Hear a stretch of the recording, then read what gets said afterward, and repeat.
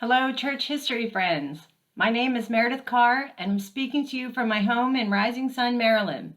Today, I would like to share with you the story of a visit by President Joseph Smith III to the Hawaiian Islands in 1907. For me, this story brings back incredible memories of my own visit to the Maui Community of Christ. In 2018, my husband and I had the pleasure of experiencing the hospitality and welcoming spirit of this small congregation. When we contacted them to inquire about worshiping on the Sunday of our vacation trip, Pastor Lehua Barbosa, without any hesitation at all, offered to come and pick us up. We were invited to a worship service in their home with live ukulele music and meaningful conversation. Afterward, they prepared a meal and we all shared together in table fellowship. Before returning us, Lehua drove us around the island, sightseeing with us and showing us some spectacular places that I'm sure we would not have discovered on our own. That special Sunday with a small gathering of saints, there were 6 of us in total, was absolutely the highlight of our trip. That congregation has a special place in my heart because of the radical hospitality and inviting spirit that I encountered there.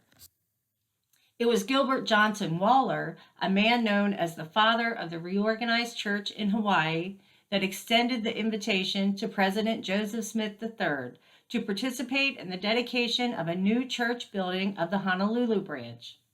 And so, on October 5, 1907, at the age of 74, President Smith, with his traveling companion, Apostle Francis Sheehy, boarded the ship Alameda and began the week-long 2,400-mile journey from San Francisco to the islands of Hawaii.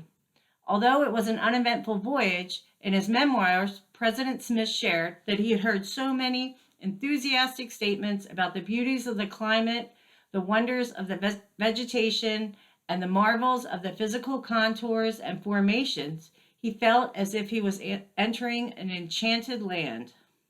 Similar to the feelings he had on his first trip to California, he wrote, "I fear I should become so enamored of it that I should not wish to return to my own land of ice and snow." Indeed, as the ship steamed slowly past Molokai and into the harbor, the tropical vegetation that came more clearly into view made him realize, in his own words, that he was about to visit a country which was, in almost every particular, very different from his own.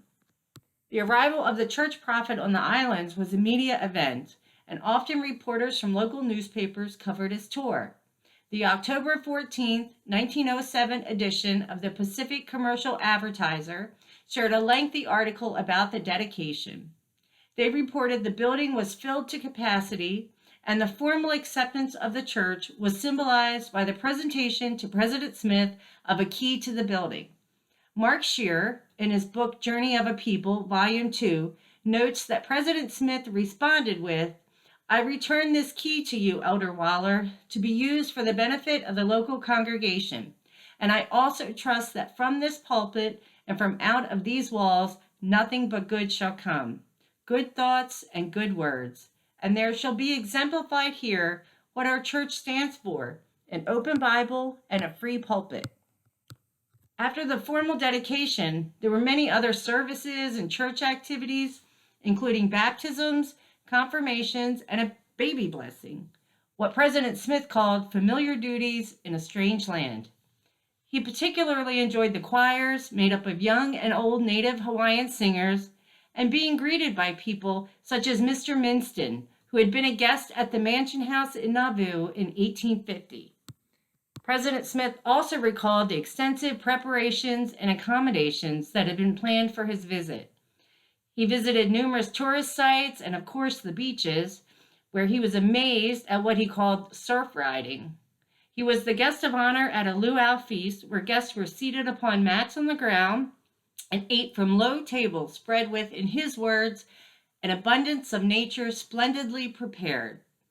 In his memoirs, President Smith remarks, "I confess to a feeling of gratitude and pleasant recollections as I recall this feast to mind. The occasion was so fraught with friendliness that we enjoyed it to the full." It was on his 75th birthday that the prophet once again boarded the Alameda, this time headed for home. As his ship pulled out of the harbor, President Smith stood on the deck, regretfully waving goodbye to a throng of well-wishers gathered for the send-off. In his later years, Joseph Smith III shared, "The memories of that visit, my experiences while there, and the warm-hearted hospitality and kind thoughtfulness of the saints I met there have all combined to make me feel very well satisfied indeed with that trip." Personally, I want to add that my experience with the church and the peoples of Hawaii, 111 years after President Smith's trip, left an indelible mark on my life. I choose to tell this story because it personifies life lived generously and the power of invitation and hospitality to leave a lasting impact. In Community of Christ, we uphold the enduring principle known as blessings of community that is embodied in this story of the church membership in Hawaii. I am again reminded that we value our connections and share a strong sense of trust and belonging with one another, even if we have never met. Thank you for listening, friends.